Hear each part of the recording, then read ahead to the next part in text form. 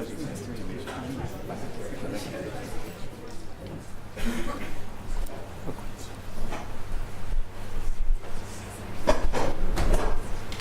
evening, everyone. Welcome.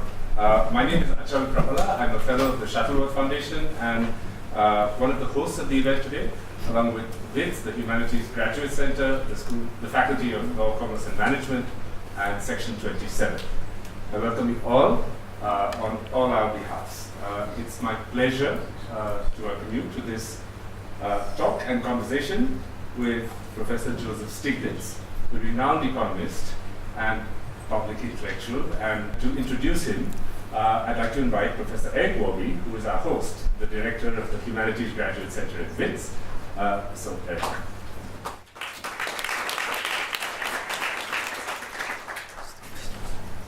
Thanks so much, Achal, and thanks to all of you for coming for this very special occasion today. Joseph E. Stiglitz, recipient of the Nobel Memorial Prize in Economic Sciences in 2001 and the John Bates Clark Medal in 1979, is a university professor at Columbia University, co-chair of the high-level expert group on the measurement of economic performance and social progress at the OECD, and chief economist of the Roosevelt Institute. A former senior vice president and chief economist of the World Bank and chair of the US President's Council of Economic Advisors under Bill Clinton. In 2000, he founded the Initiative for Policy Dialogue, a think tank on international development based at Columbia University in New York. He is the author of numerous best-selling books, including most recently an updated version of Globalization and Its Discontents. Professor Stiglitz has also had a long engagement both with South Africa and with intellectual property in general. Professor Stiglitz's talk today is titled Intellectual Property and Societal Welfare. And with this, I'd like to ask you to join me in welcoming him to Johannesburg and to Wits University.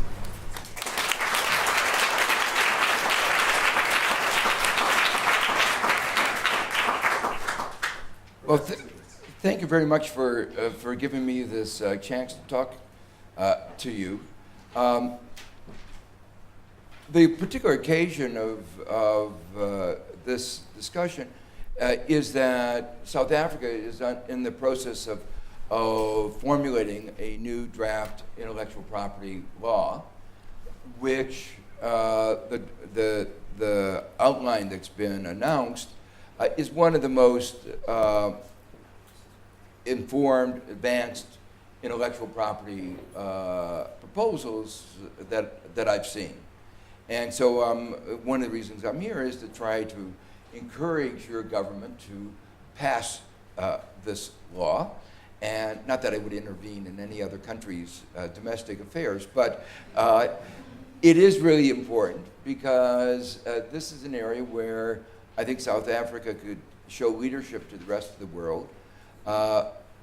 You will be experiencing a lot of pushback, especially from the US government, but from some governments in Europe.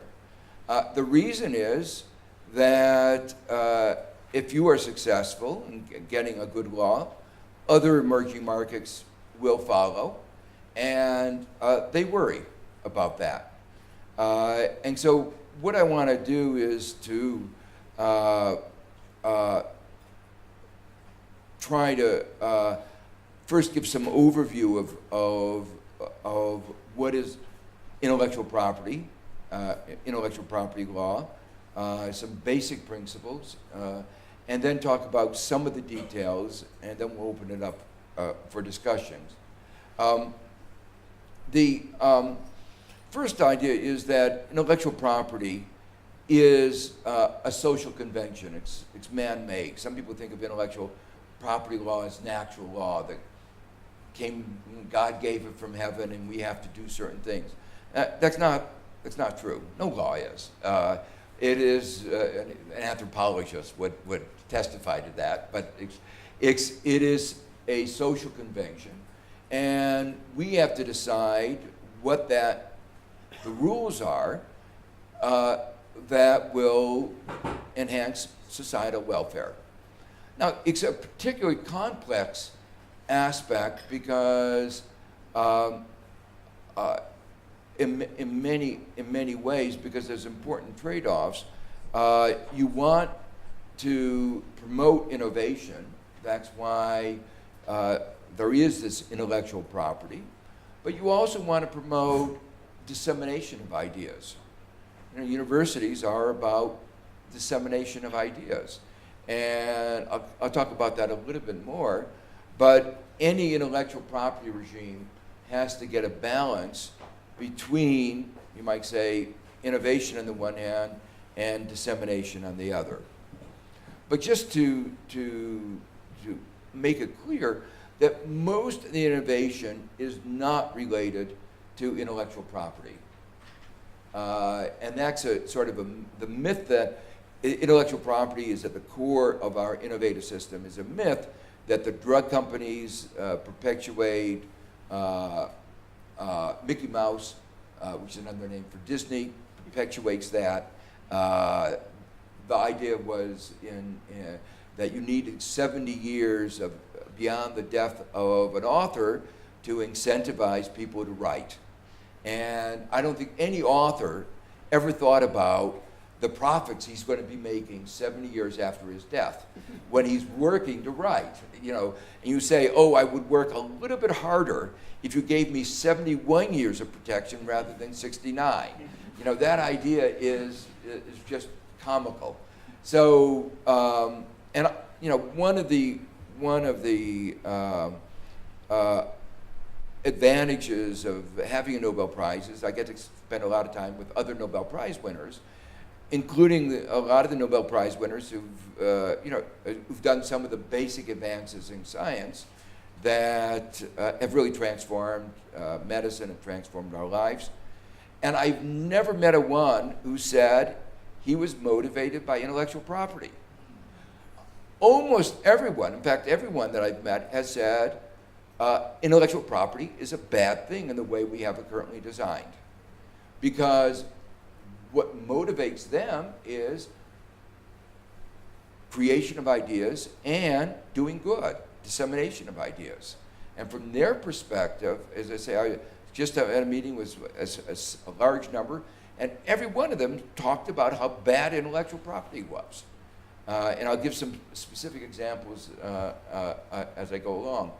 So the role of intellectual property in innovation has been exaggerated, and the impediment that intellectual property plays in dissemination of ideas and therefore in a broader societal welfare has been underestimated. So the basic thing, though, is no country is talking about getting rid of intellectual property. It's really about the design of the intellectual property regime. And a well-designed regime can improve societal welfare, promote innovation, and a badly designed one can actually impede innovation and hurt welfare. One of the reasons that intellectual property rights can impede innovation and actually have impeded innovation is the most important input into any research, as many of you may know, is other knowledge. And reducing access to knowledge, therefore, is reducing the critical input into research. So, and that's what intellectual property is intended to do, impede access to knowledge, so, and the use of knowledge. So a poorly designed, and there's a lot of research that explains how if you have excessively strong intellectual property right, excessively curtails access to information, it will impede innovation. Actually, the drug companies realize this. And one of the things you often, they will often talk about how important it is for them to get access to other people's innovations, but not for anybody else to get access to their innovation. You might say, isn't that inconsistent? Well, there is a consistency in their behavior. Their sole interest is maximizing their profits. And so if you want to know how to intellectually they're inconsistent, but they have a sole objective as maximizing profits. no matter what the cost is in terms of innovation or life. So a poorly designed IPR can inhibit access to knowledge. Now, one of the things that's important to realize is that knowledge is not like an ordinary conventional good, like a chair or steel.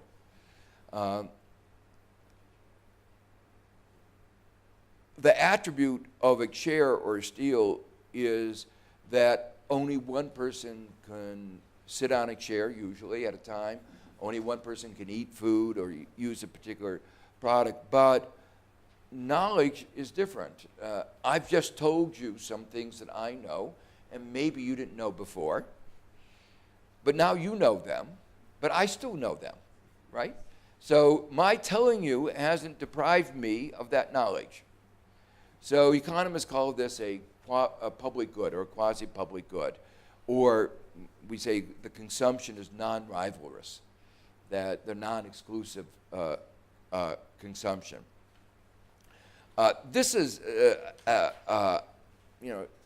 idea that economists have made more precise in the last maybe 25 years, but is actually an old idea that was put much more poetically by Thomas Jefferson, who was the third president of the United States, who said that knowledge was like a candle. When one candle lights another, it doesn't diminish from the light of the first candle. So and think about that. It's a very different way than an ordinary commodity.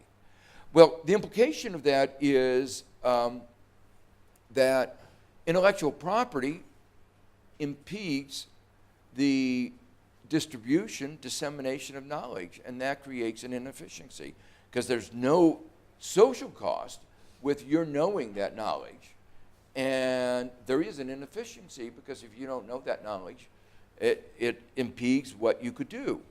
So the implication of this is that one of the most important theorem in economics is Adam Smith's invisible hand, that the pursuit of self-interest leads as if by an invisible hand to well-being of society. It's not true, but it's especially not true when it comes to knowledge. Ken Arrow and Gerard Debreu proved Adam Smith's conjecture. It took them 170 years to prove it. They weren't working on it for 170 years, but Adam Smith enunciated it in 1776, and they proved it around 1950.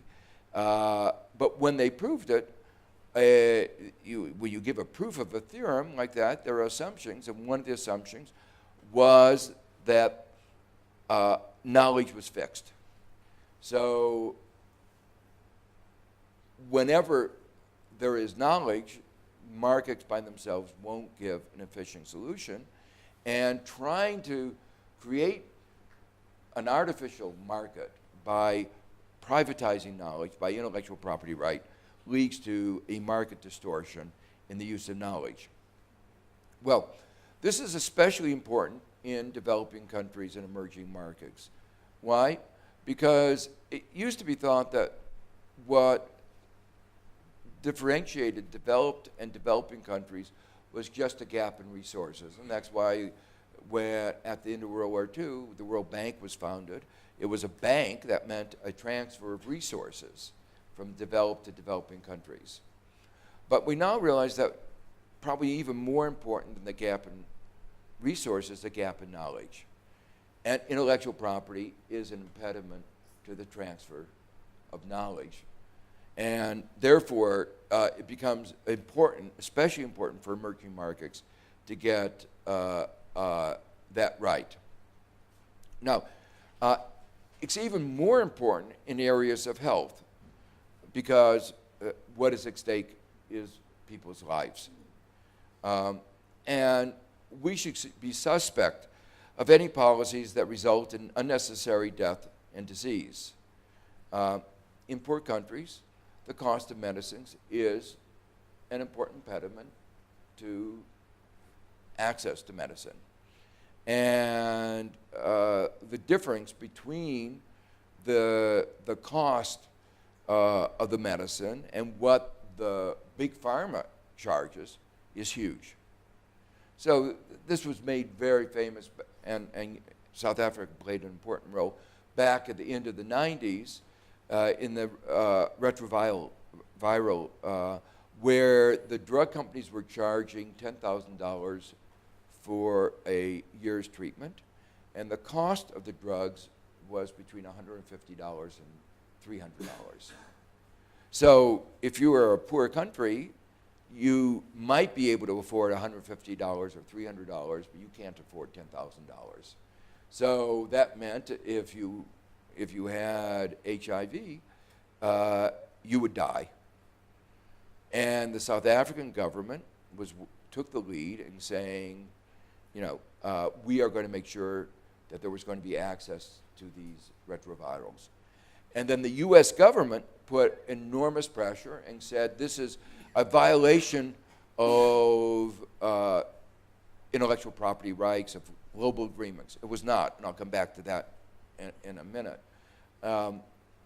But they put enormous pressure on South Africa, so much so that they even got Al Gore, who's a good guy, to say, to come to on the side of the drug companies and say that South Africa should change its policies. But this was a good example where having a democratic society with a strong civil society made a difference, because the American citizens were outraged, civil society got outraged, and they had enormous pushback, and Al Gore apologized, said he was wrong. That's a good person, and then worked with the drug companies to get the drug prices down in South Africa. So that story has a good ending, but hopefully this current story also has a good ending, because the US government is again putting pressure on your government. It's doing it quietly, and will try to do it quickly enough that no one knows, so civil society in the United States won't get organized. So all of these things are always done in secret, because they know if they were done openly, people get outraged. But, things leak. And so we know that the US government is doing this. And it's very important for your government to stand up and to say no, because now it's not HIV so much as the cancer drugs, but whatever the drug is, it will be another drug in 5 years and 10 years. And it's important to have the right legal framework today that handles all those cases. Actually, as I said, it wasn't what your government did was not against the WTO, the rule-based system. In the WTO, there's a provision called TRIPS, trade-related intellectual property. They're not trade-related. The only reason they're called trade-related is it was the only way they could be put into a trade agreement. So it was one of the many deceptive aspects of these trade agreements. But within the trade agreement, there are provisions called compulsory licenses. There are a set of provisions called flexibilities. There's a technical thing. So that you have the right to issue a compulsory license. The United States government has issued compulsory licenses.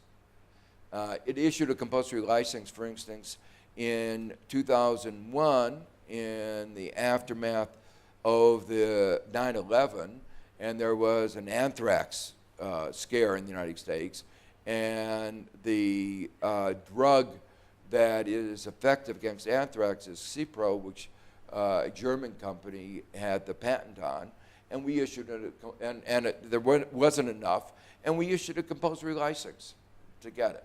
So the United States government is not against the compulsory license when it's our citizens' lives that are at risk. But when it's other countries' citizens are at risk, the calculus comes out different. But what I also want to emphasize, though, was that I was in the U.S. government when TRIPS was being discussed. The TRIPS, this intellectual property provision, was part of the Uruguay round negotiations, which were completed in '94, that led to the creation of the WTO in '95. And so I was on the Council of Economic Advisors, and the person responsible for intellectual property in the White House at that moment. And so the trade negotiations are done by the U.S. trade representative, and he was forced to consult us. Consult is in quotation marks, which is he asked our view, and when we gave the wrong answer, he ignored our view, which is something that many of you may be familiar with. But he asked our view, and he asked the view of the Office of Science and Technology Policy.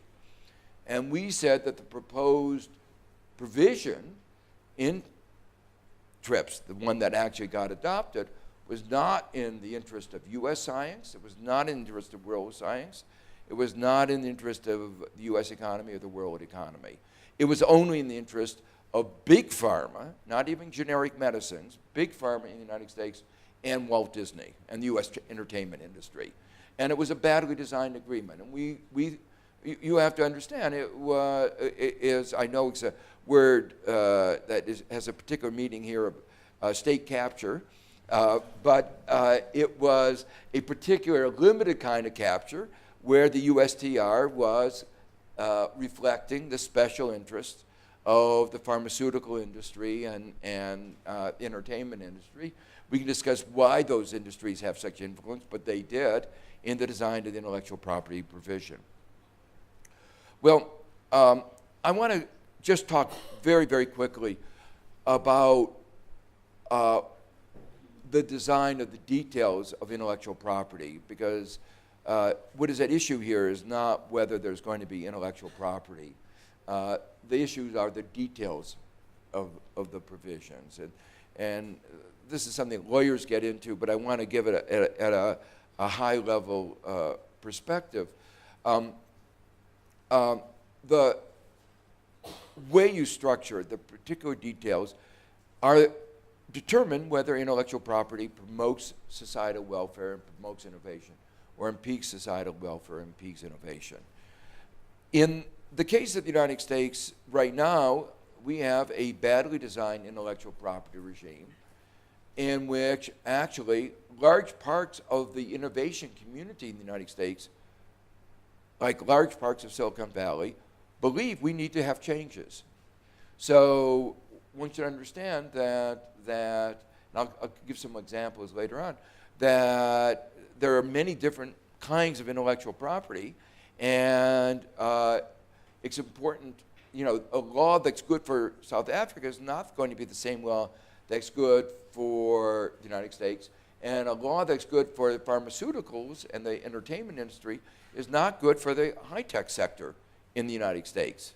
So that's why it's such a contentious area today. In fact, in the United States, there are some estimates that the United States spends more money on intellectual property lawyers than on researchers.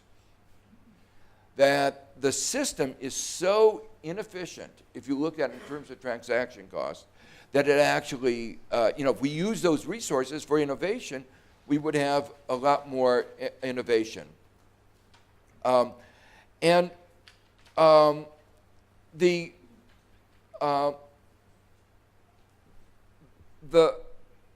details are constantly under review, and I was involved in one dispute that went eventually up to the Supreme Court, and it had to do with whether you could patent your genes, not your blue jeans, but your genes. Yeah.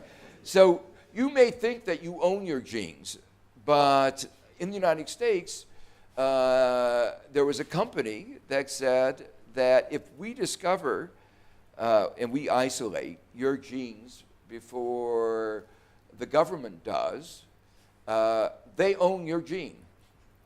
So, and this was in a period where there was a big global project called the Human Genome Project to decode the human gene. It was working splendidly. It was working very fast, but there were a few private companies, including one in Utah, that realized that there were some genes that were highly valuable, and if they could beat the Human Genome Project by even a minute, they would get the patent, and they could extort a huge amount of money. And the particular gene that was in this particular case was the BRCA gene. There are the two BRCA genes, which if women have them, the probability of getting breast cancer is well in excess of 50%. So you want to know whether you have that BRCA gene, because you can take different, action if you have that knowledge. Well, not only did Myriad not have a good test for the gene, when Yale University discovered a better test and found a donor that was willing to pay for the test so that everybody in our country could get the test that couldn't afford it or couldn't get it through insurance, and many people, at that time, 60 million Americans did not have insurance. It was willing to give it out free, a better test than Myriad. Myriad said, no, we own your gene, and so what if you die? Our profits are more important than anybody dying. They didn't use those words, but that was the effect of their policy. And many of us thought that that was outrageous. And the ACLU, which has been a fantastic organization, and a lot of other lawyers joined together, and I was just there as an economist to argue before the court that, in fact, this would not impede innovation. It would actually be good. And in the end, after court battles are always complex, and we won the first battle, we lost the second battle, but finally in the Supreme Court we won. And the really interesting thing is that in the time since then, the tests got better and better, and the price went way down. So there was more innovation after the elimination of the patent, and obviously access health was improved.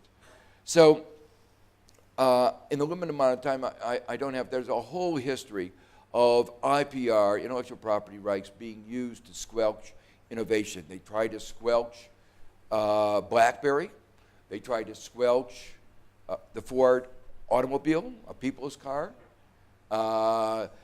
If the U.S. government had not intervened in the airline patents, you may know the story about airlines that you may have been told this myth that the Wright brothers discovered the airplane.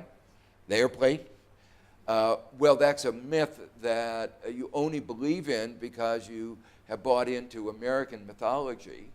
And I discovered this partly because I once was teaching. I had a student from Brazil who pointed out that a Brazilian had discovered this 40 years earlier, and then I checked and it turned out to be true. It's just that the patent office in the United States didn't know it. And so the Wright brothers got the patent. But the patent office was a little confused, and it gave the patent to somebody else as well. And so these two people were fighting, and anybody who wanted to build an airplane had to pay both of these, and if you paid both of them, it didn't afford. So Europe didn't have these patents and was developing the airplane. The United States was not developing the airplane, even though we made some of the early discoveries. I'm forgetting about Brazil, but we made the early discoveries. Well, along came World War I, and the US government said, you know, it's really more important to be able to kill people than the patent system. And so, you know, we got our priorities right. And what we did at that point is we overrode the patent system. And we forced them to put a patent pool.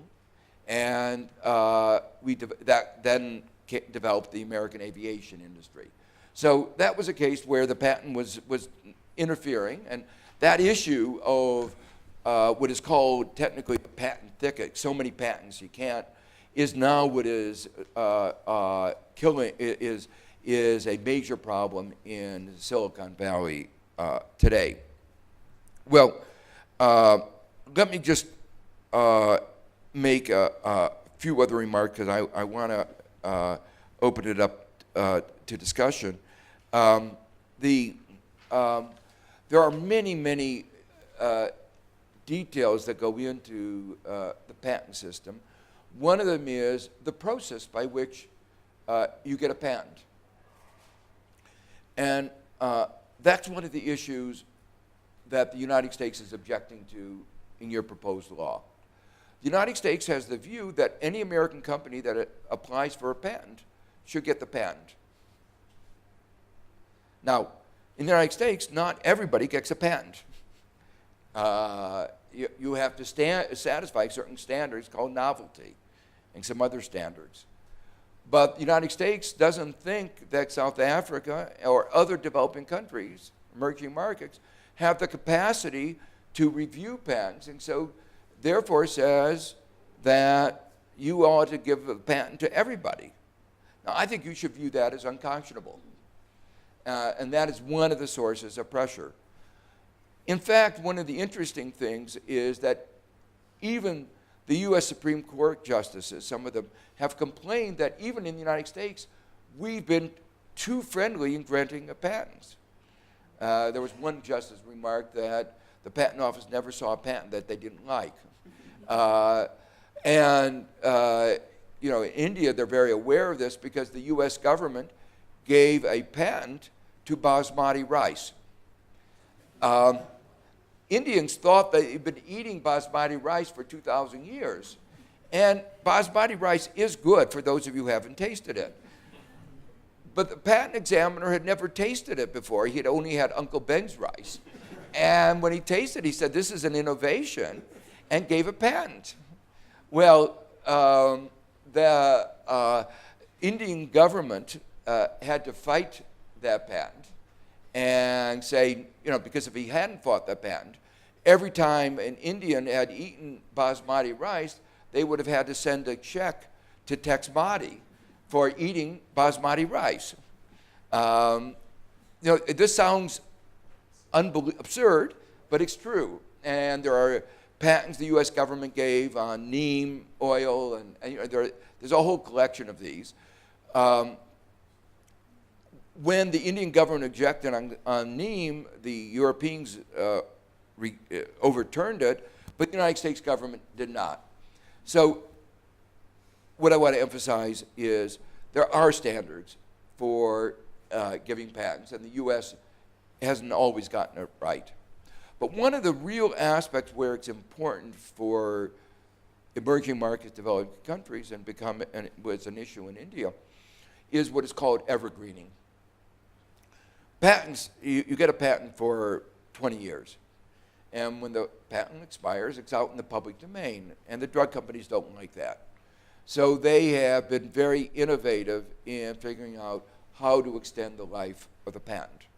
And one of the ways they do that is in the 19th year, they'll change it a little bit, improve it, and get another 20 years. So in medicines, one of the important things is, one of the innovations is called time release.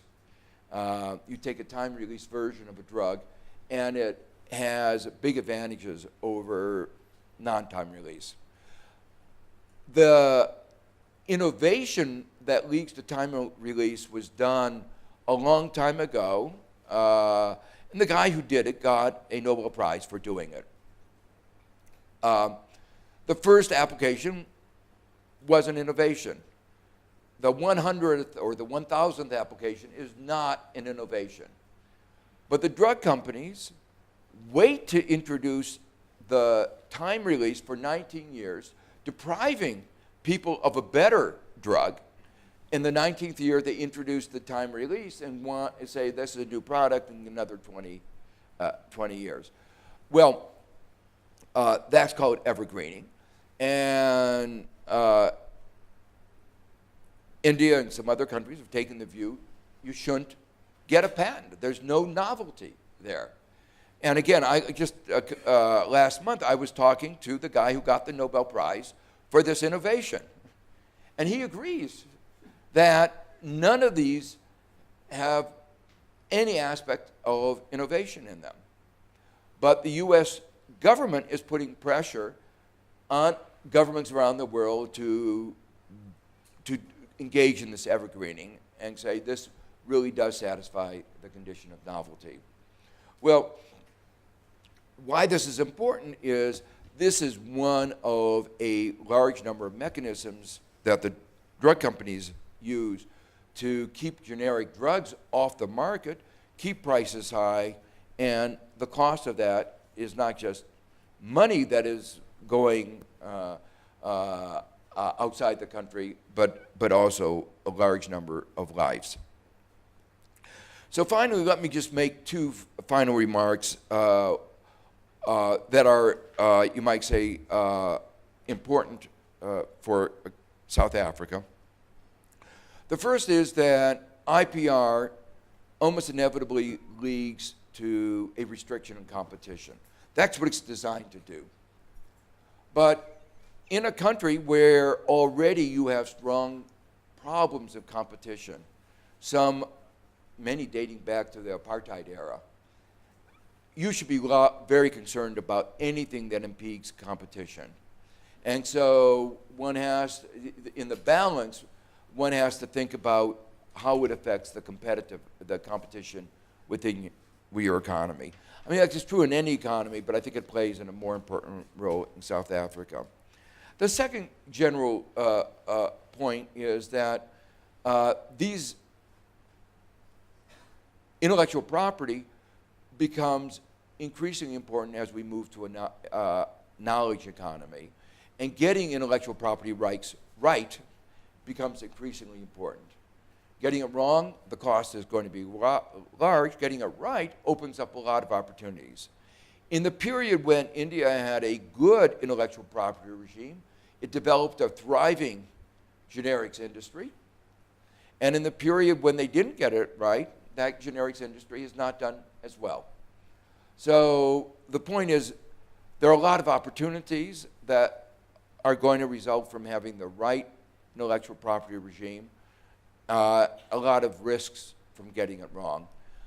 From what I've seen in your draft proposals, they've done a good job of getting it right. And just I want to urge you to continue along in that direction.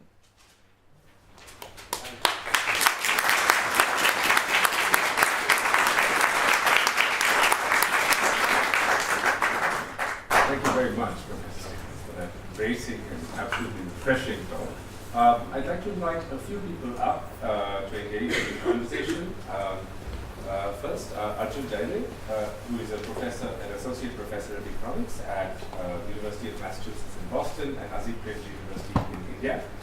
He's also the co-author of a major recent paper with Professor Stiglitz called Innovation, Intellectual Property and Development, a better set of approaches for the 21st century. It's freely available for download, and I urge you to read it. And yeah, by the way, that's a question about intellectual property rights. We wanted to make sure that you had access to it. There was a, you don't mind my interrupting? No. I did another book recently called Rewriting the Rules of the American Economy, where again, one of the topics was intellectual property rights and competition and getting that right. And I was on a panel on this broad issue of rewriting the rules, and in an IMF meeting in Lima, they have a meeting, every 3 years they have a meeting abroad.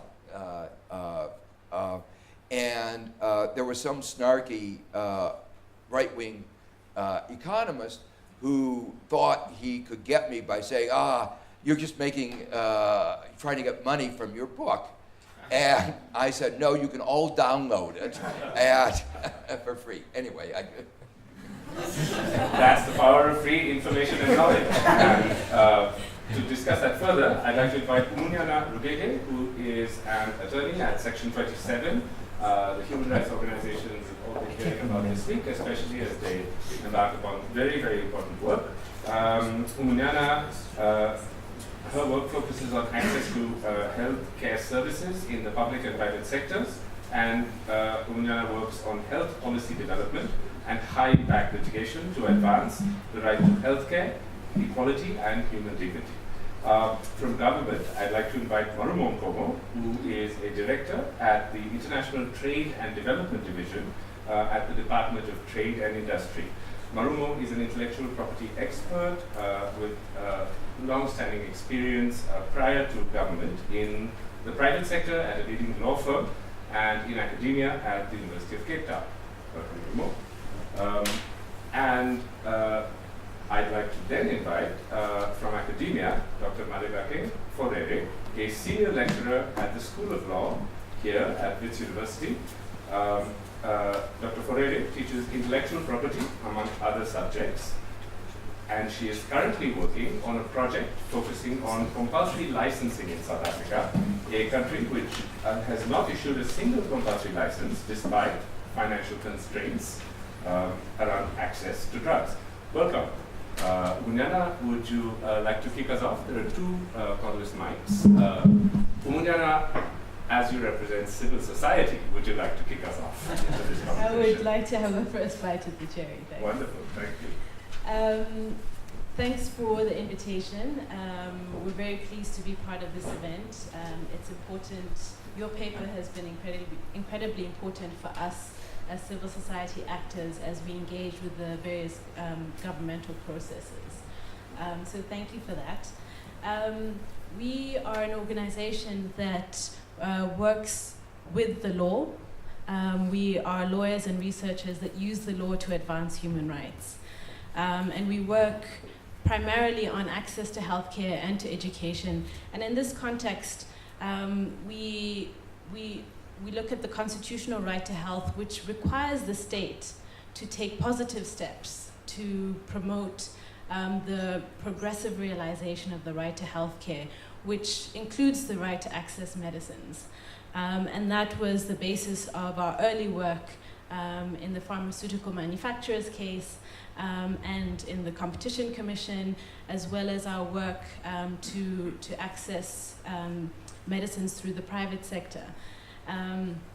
And in that context, we are looking at the nature of the pharmaceutical industry all the time and trying to figure out whether the situation we're in now is ripe for disruption of that industry and the way it operates to put profits before people's welfare, as you say, and their right to healthcare services.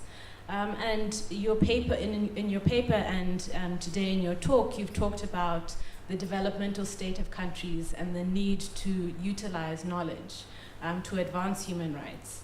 And you talk in your paper also about the different alternatives to the patent system, including things like prizes to promote innovation in a way that responds to the public health needs of individual countries. And I'd just like you to talk a little bit more about those alternatives and in the context of South Africa, of the constitutional obligations of the state and our current economy. Thank you. Yeah, so you know, the patent is a prize. It's a prize to the first person to get it, or for the first person the patent office knows about getting it, as in the case of the airplane. So it's a prize, but it's a very inefficient prize because it's a prize of the right to monopoly power. And so economists have recognized that there's, this is not, monopoly is a really bad thing. It destroys the economy. And so if there is a way of giving a better way of prize, cash prize, is actually a more efficient prize than a monopoly power. And this idea, one of our senators who didn't get a lot of attention for a long while, and then just in the last year and a half has gotten a lot of attention, Bernie Sanders, has for years introduced a bill into the US Senate for a prize system in the area of health. And very easy, a simple idea that if you come up with an innovation that has a big effect on people's health, you get more money. And if it's a Me Too drug that's just like somebody else, then you don't get, maybe you have a little less side effects, then you get a little bit of money. So it was trying to calibrate the prize with the magnitude of the social contribution. And it provided concrete ways to do it. And the WHO has now supported this basic idea. And I, for years, would go down and testify in Washington in support of this.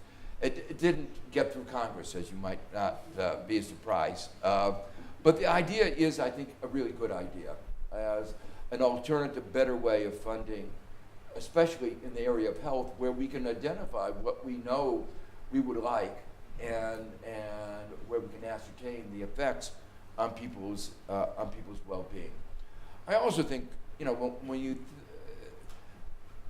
when we think about an innovation system, at the core of almost all of it is basic research.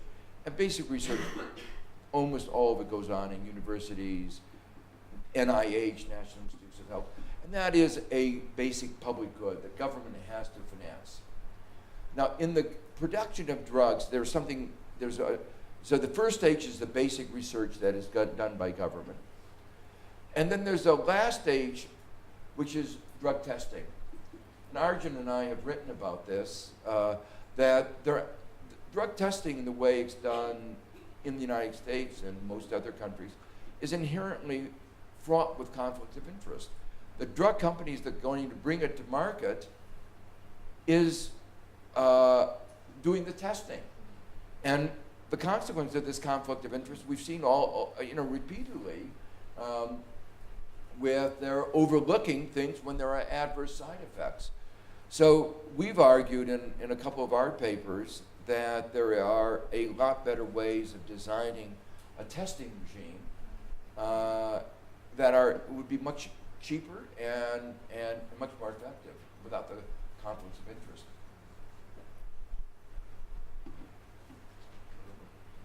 I'll draw on some of the remarks that you made in asking my question.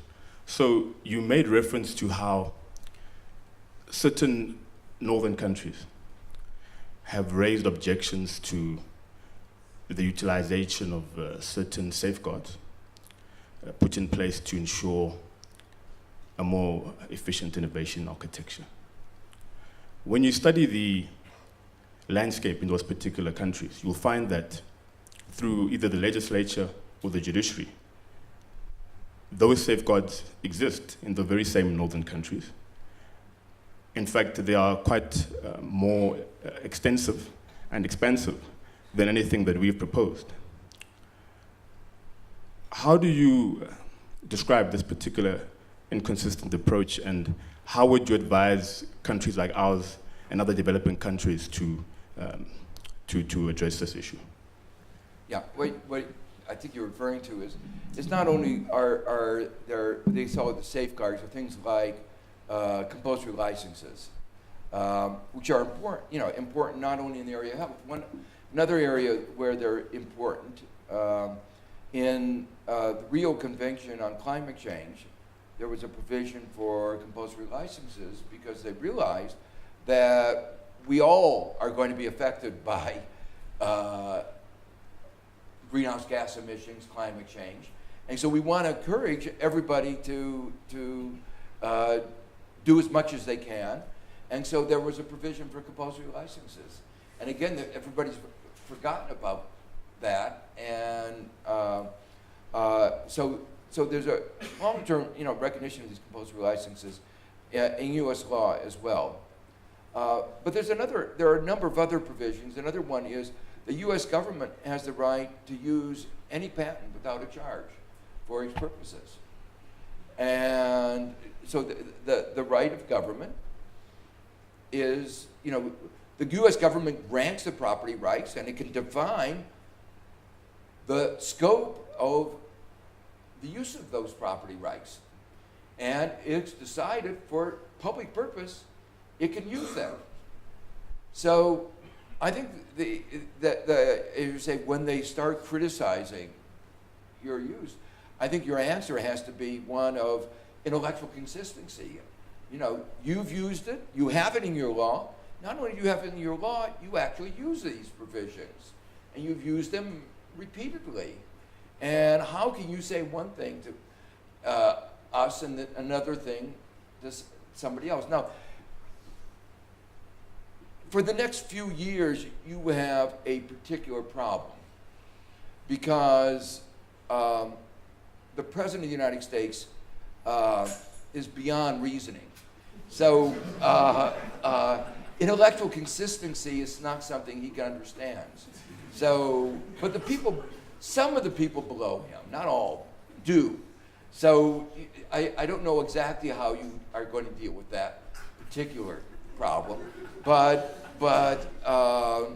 we are all wondering in the United States, how do we deal with a president who doesn't believe in truth and reason, enlightenment, and so it makes it difficult, to answer your question. How do you engage in a discussion with somebody like that? So, and I can't answer that because it's something that we're struggling with every day. Of how do you deal with that kind of crudity? So that's another problem.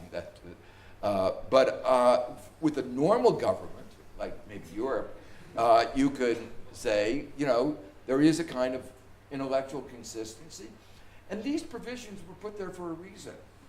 And go back. It's not just that they're there out of happenstance. They're there for a reason, and that is because all law is balancing public interest and incentives to innovate. And I think I talked about the Hatch-Waxman Act of trying to balance generics against big pharma. And these are where public policy is debating, And in the United States, you had that debate. You came out with these kinds of provisions, and you agree that they are that there is that kind of balancing.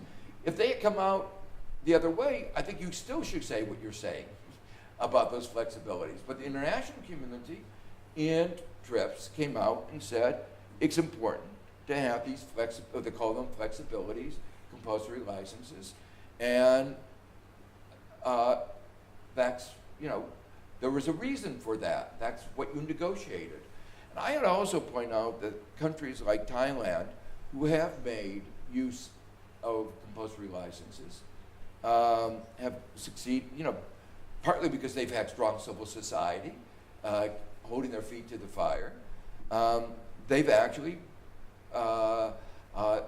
succeeded in getting better health as a result. And it's not like U.S. drug companies have said, we're going to give up redoing research because Thailand has not guaranteed our property rights. I mean, the idea that innovation globally would be affected at all by what South Africa does, or is absurd. And in fact, as I point out, when the U.S. took away intellectual property rights over the brat genes, it encouraged innovation. So to me, I think those are some of the answers I would give. Thank you, Professor, for your presentation and your paper, which I have enjoyed very much.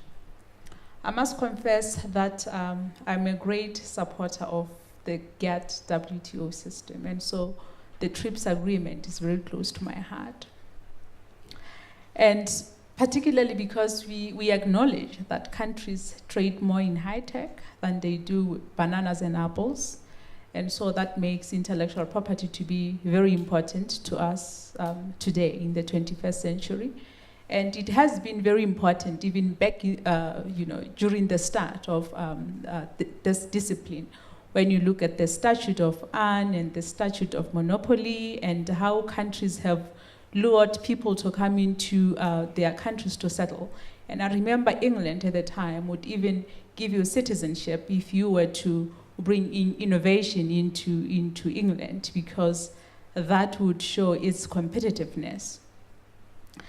And of course, we acknowledge that monopoly is bad, and it inhibits transfer of knowledge and innovation. We agree on that. And I suppose it is for this particular reason that the WTO members have agreed to include Article 31 in the TRIPS agreement. Yet again, it strikes me that many countries have not made full utilization of Article 31, even though they can find themselves in a better position if they resort to Article 31, because where the companies have been found to be, is it okay? To explain Article 31. I'm so sorry. Article 31 is about compulsory licenses. Okay. So I was at the point where I'm saying it strikes me that countries haven't made full utilization of Article 31, and even countries that which are home to companies that are involved in high tech. We're talking of the United States, Canada, and Switzerland. They have reserved compulsory licenses in their legislation, because they know that the effects of monopoly can really be bad. But as I have said, it strikes me that many countries have not utilized it. And I'm thinking that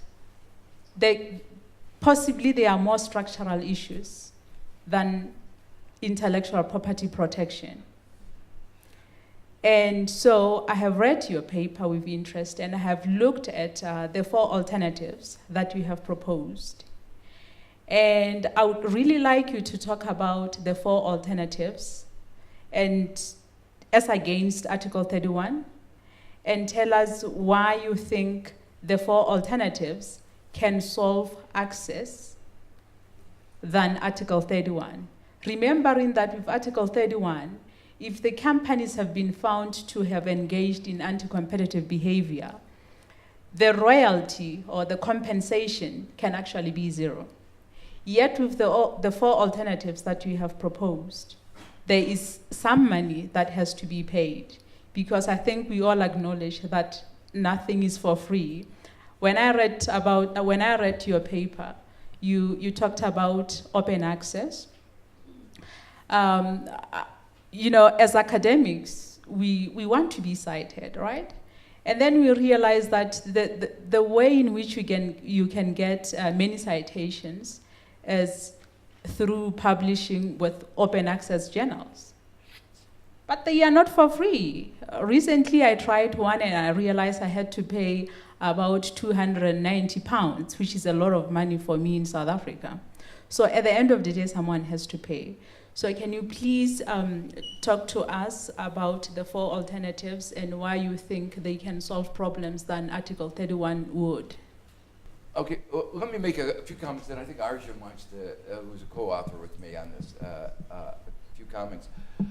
First, one of the reasons that some countries don't make full use of compulsory licenses is that the US government and some other governments beat you over the head if you do. So, what are the instruments they have? Well, first, the USTR, calls you up and says you're not a good citizen, you're not obeying the international rule of law, you're an outlaw, you're a rogue country, and they make you feel bad. And believe it or not, even government officials can be made to feel bad. So they take it personally. And so there's that element of feeling, not wanting to be a rogue state, not wanting to violate the international rule of law. Again, the United States has now moved over into the rogue state category, but in general, governments do not want to be called rogue states. The second thing is they have tools. Most developing countries, particularly developing countries, get some benefit or other that is not, you might say, rule-bound. So, for instance, in the case of many African countries, there's AGOA. And there's another one of our Millennium Challenge aid program. And if you are found to be a bad country, by that you mean issued a compulsory license when you were allowed to do that, but against our drug companies' view, then they threaten you with loss of those benefits.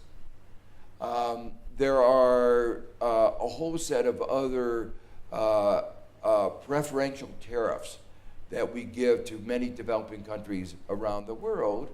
Not only developing, even Argentina got those. And when Argentina violated what we thought, what the U.S. government thought was its the U.S. intellectual property, it threatened to take away these. So then there are all these special benefits that will be withdrawn, and countries worry about the consequences of that. It will hurt particular industries very severely. And then third, there are all kinds of other instruments that are vague threats of what they might do. Stop buying one product. U.S. might violate a trade agreement as a threat to you, and then say, "Go challenge us." So there, one of the things about being powerful is you are powerful, and some of this is more threat than reality, but countries cower. Now, my own feeling is, as I say, a lot of it is more bark than reality. That, in fact, it takes a certain amount of bravery. And that's why Thailand has done it. Nothing has happened to Thailand. Yeah. So the U.S. threatens it. I mean, I've been with the Thai government, as the U.S. really hammers them. And fortunately, they've had some very strong government officials who've just said, and partly they've had strong civil society saying, if you don't do it, you're going to get in trouble. But they stood up, and nothing's happened. Arjun, you want to? Yeah, I just want to, sort of register some discomfort with the linkage necessarily between trade and intellectual property. I think that was something that we've just taken for granted. It was never there before. It was added in 2000, with the WTO. And ever since then, we've taken it as a natural linkage between IP and trade. There's no need for that to be the case. Even people who are very arch-free traders, people like Jagdish Bhagwati, are deeply against the idea of intellectual property as being part of that. So that's the first thing I wanted to say. The second thing I wanted to say was the belief that somehow high tech requires you to have, the kind of intellectual property that you have now is just not true. I mean, if you take a look at the U.S., the most some of the most strong business opposition to some of the intellectual property provisions comes from some of the high tech people, in the sense that they feel like there's patent trolls, there's patent thickets, they're unable to do their work. So the battle really is in some sense between really pharmaceuticals. I think on one side I said pharmaceuticals and entertainment on the other side. So I don't think that argument also holds water, that somehow you need this sort of IP for high tech. And then finally, I want to suggest that the belief that somehow it is because people protected intellectual property that innovation sprung up in different countries, I think that's also false. There may be some cases, I'm not saying that it's always false, but again, the industry which helped in some sense reduce prices in South Africa, the Indian generics industry, was only able to thrive and become a sort of a world leader in what we call the pharmacy of the developing world, because they said in the 70s that we are not going to take intellectual property as being so important as to threaten the health of our citizens. So in this sense, and it's a very, very successful industry, more so than other countries. Good counterexample is Pakistan, where they also had that, but in Pakistan, they were not able to pull it off, right? So I feel like we have been, I wouldn't say sold a bill of goods, that's too strong, but I think the idea that somehow intellectual property is necessary for trade, is necessary for innovation, is far too oversold. So that's what I just wanted to say. Let me just say, all of this also is a design provision. So, for instance, the most recent trade agreement that the United States was trying to push under Obama, TPP, Trans-Pacific Partnership, one of the main parts of the agreement was the intellectual property provision. The trade provisions were really almost irrelevant. People didn't realize that.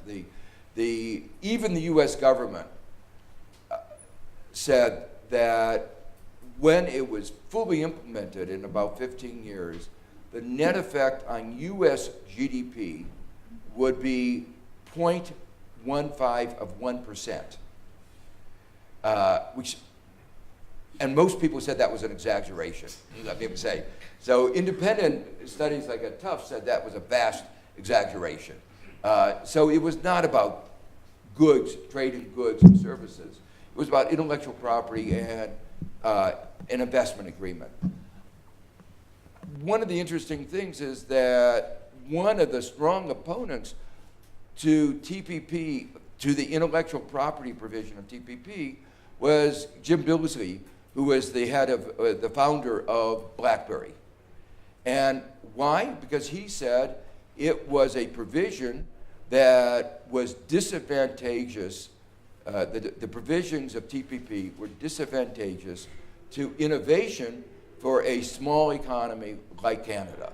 Now, Canada is not a small economy compared to South Africa, but the U.S. is coming up with a provision for intellectual property that hurt Canada, and that's why he said he was against it.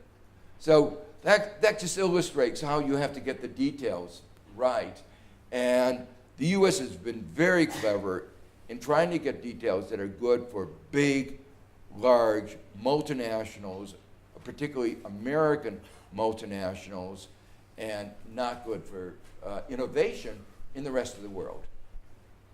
Thank you very, very much. Thank you very, very much. And especially Dr. Forere, Marumo Nkomo, and Rugege. Thank you for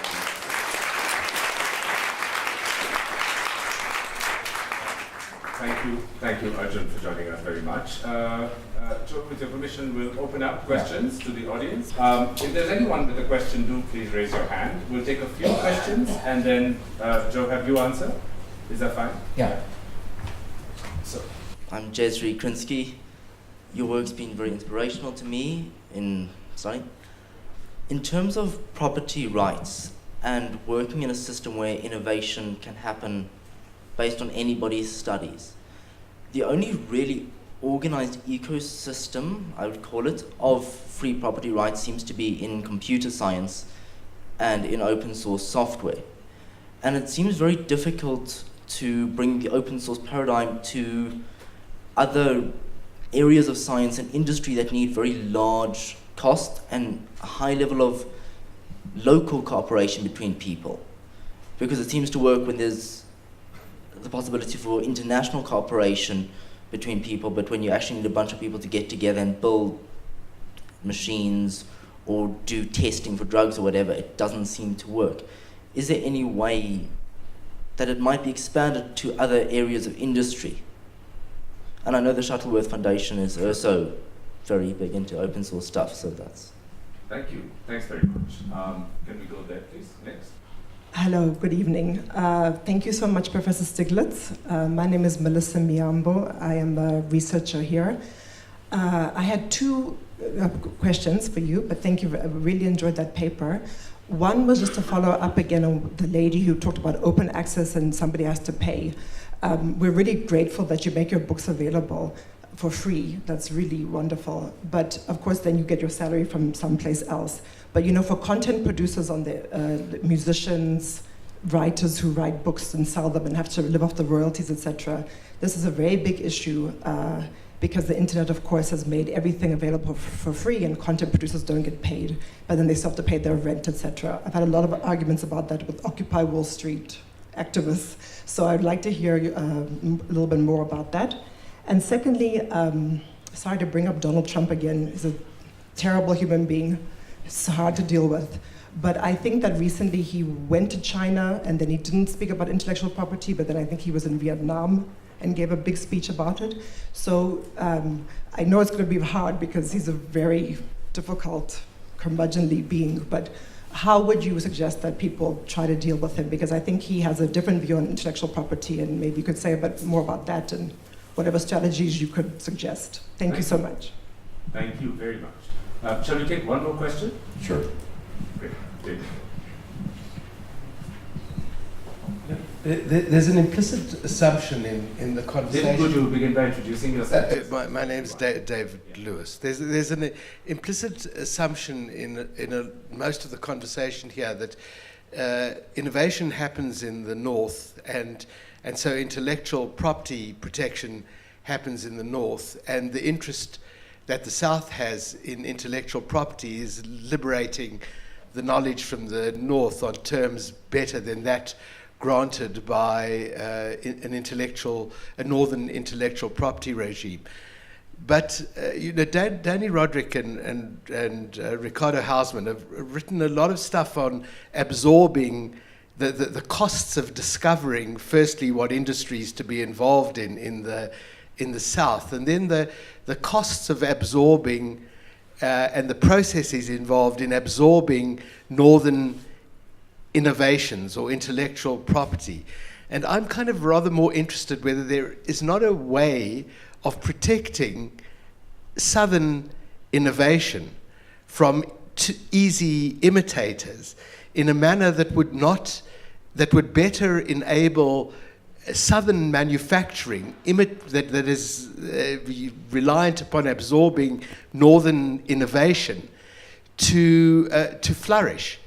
And it seems to me that we should be using intellectual property more effectively. And it's very difficult to imagine, I suppose, how to do that, because it's not as easily codified as the sort of scientific knowledge base, if you like, of northern innovation. It's based on less, I suppose, tangible and codifiable sources of innovation. So is there a way of protecting them? Are subsidies a better way of protecting southern innovation than intellectual property is? Or can the intellectual property regime be adapted in such a way that it protects southern sort of imitative advances?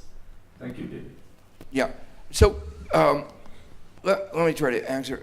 All three of them were good questions.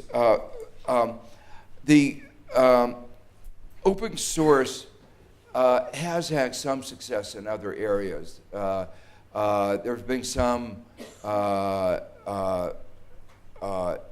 innovation of alternatives, for instance, to Monsanto's way of getting genetic modifications, where that's been open sourced. There are discussions about battery innovations that are being open sourced. You're right, it's not going to work in all areas, and so it's been very fruitful in a very important part of innovation, which is the high-tech software sector. There are ways legal frameworks that can encourage it. Sometimes, collective commons. There are some questions about the interaction between collective commons and ordinary property law that can be written in ways that are more advantageous to the collective commons kind of approach. So I think that, and I think it may be that in many areas going forward, there'll be more scope as younger people realize the benefits of the collective commons approach and the open source approach. So I think I remain optimistic, but I agree with you. It's not going to be a solution for every area, and that's why one has to think about, when we talk about health, we talk more about a prize system as a way of going. So each area will have to have a different way of going. On the issue of open access, I thought you were going to raise an issue that has been a very great concern, which is the high cost of journals. It was raised a little bit earlier. And one aspect of that that's particularly pernicious is the role of Elsevier and some of the other science publishers who are engaged in what some people call predatory publishing, where they're predating on the universities. And it seems to me that, and there's an initiative among some universities in emerging markets to act cooperatively to resist, to combat Elsevier and the other predatory. For those of you who don't know, what this is that there are a few science publishers who charge huge amounts to universities to have their articles. And since the universities want to make sure that they have access, their researchers have access to all the journals, the result of that is universities are spending huge amounts of money for something that has a zero marginal cost. And in my mind, this is something where eventually there needs to be a global solution that these predatory profit-making publishers who are predating on both the scientists and the universities, because they charge the scientists usually $800 or $1,000 to publish.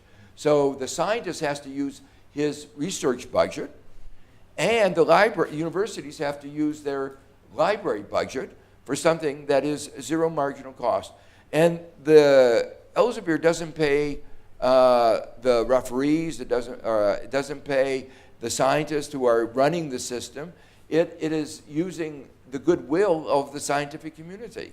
So the system has been widely criticized, and there are a lot of discussions going on all over in the United States and elsewhere. So it's particularly bad in the developing countries, emerging markets, but it is a source of big concern in the United States. And I think there really needs to be a global solution to that. The other side, as you said, is the point that all intellectual property we've talked about, you need to compensate innovators, and you need to remain open access, open. And how do you balance the two? And that's why I think that having some fees are not unreasonable. The issue of charging access for medicines, license fees, when you issue a compulsory license, I don't find that unreasonable, that you're getting some compensation. The question is, what is reasonable compensation? And it's always going to be difficult getting that balance, but But what is in TRIPS is not the balance. And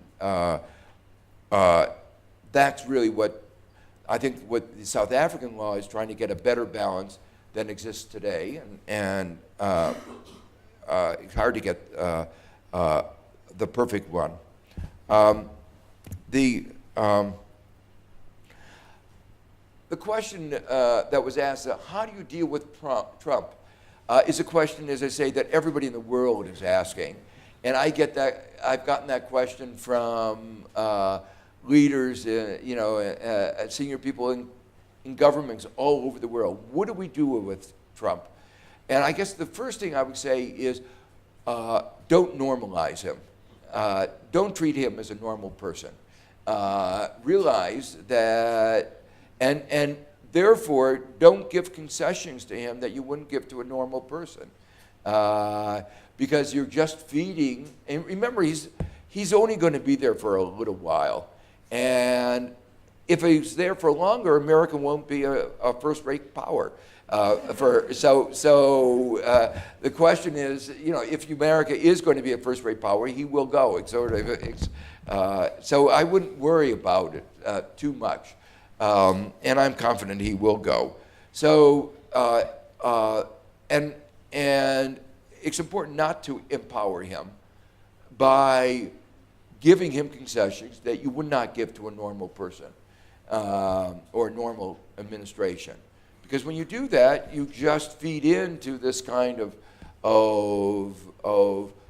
protectionist mentality and this view that the world should not be, his view is power is what matters. And the world has been moving towards a rule-based system of global international rule of law. Not perfect, but that's what we were trying to get. And he says, we're the biggest guy on the block, and so we should get a better deal than anybody else. And I think the answer is no. When you say a better deal, it's not a better deal for Americans. It's a better deal for American corporations. It's not going to benefit, so you won't be ingratiating yourself with most Americans. You'll be ingratiating yourself with Trump. And why would you want to do that? So to me, the best way, the most important thing is not to normalize him. And the advice I've given other countries is to use this opportunity, this moment as an opportunity to realize that the U.S. has not played as good a role in the international community as it could and should have done, and to use this moment of U.S. withdrawal to create a better form of globalization. So that, for instance, in Latin America, the United States has been the major impediment to the creation of the free trade area of the Americas, because the U.S. insists on continuing its agriculture subsidies. And Brazil says, if you continue that, we can't have a trade agreement. So U.S. is not there anymore, it's not interested in, and this is the time for the Americas to get together and arrive at a better agreement. Interesting, on this particular topic, the other members of the TPP have gotten together and are agreeing, they're discussing, going ahead, and the one thing that they've agreed on is to change the provisions on intellectual property, because those were dictated by U.S. Big Pharma. I've talked to all the other health ministers. They all agreed that it was outrageous provision. They all knuckled under the U.S., and now they said the U.S. is out of the way. We're going to push aside those provisions that the U.S. was demanding on intellectual property and have their own provisions. So this is an example of getting better international agreements with the U.S. special interest out of the way. So I think there are some other opportunities that one can seize upon when the U.S. is no longer in the picture for the moment. And the question of designing a intellectual property regime that encourages innovation in the South is very much what I think the South African government is trying to do. It's not just a intellectual property regime that's focused on facilitating the transmission of ideas from the North to the South.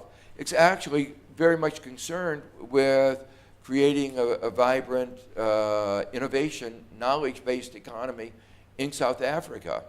And so there are many, many ways of doing that. And this particular, the policy papers that they are just the first stage of several stages. And so the kind of issues that you raise are issues that will have to be discussed on further stages. Some other countries, for instance, as they think about an intellectual property regime to encourage innovation at their stage of development, have thought about what are called utility patents. That is to say, patents that are granted with the threshold for novelty being lower than would be appropriate in the United States. The argument in the United States is we don't want those patents because we want people not to make small things. We want people to focus on big leaps forward. But that may not be the appropriate intellectual property regime for an emerging market. So the point I want to raise, which is really is that the economic circumstances of South Africa are different from the economic circumstances of the United States. The economic circumstances of South Africa today are different from those of the United States when TRIPS was signed in 1994. So all these are big changes that have occurred, and TRIPS should have been revisited. Maybe this is a time when the United States is trying to undermine WTO. I don't know if you know the extent to which the WTO is being undermined by Trump. He's already blocked the appointment of 2 of the appellate judges. If one more appellate judge is blocked, the WTO appellate system is frozen. There's no quorum. My answer is the rest of the WTO should go ahead and say we're going to devise a system without the U.S. And if you want to play in your own ballpark, play with yourself. But the rest of the world is going ahead.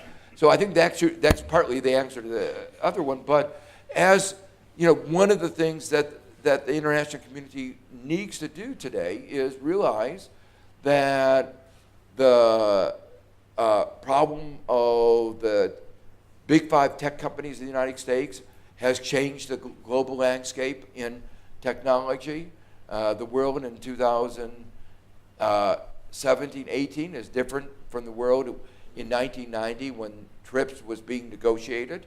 So there's lots of room for rethinking these issues and rethinking them in ways that will promote real innovation in emerging markets like South Africa. Thank you very, very much. Thank you very much, Professor Stiglitz. Thank you for your moral clarity. Thank you for the humor.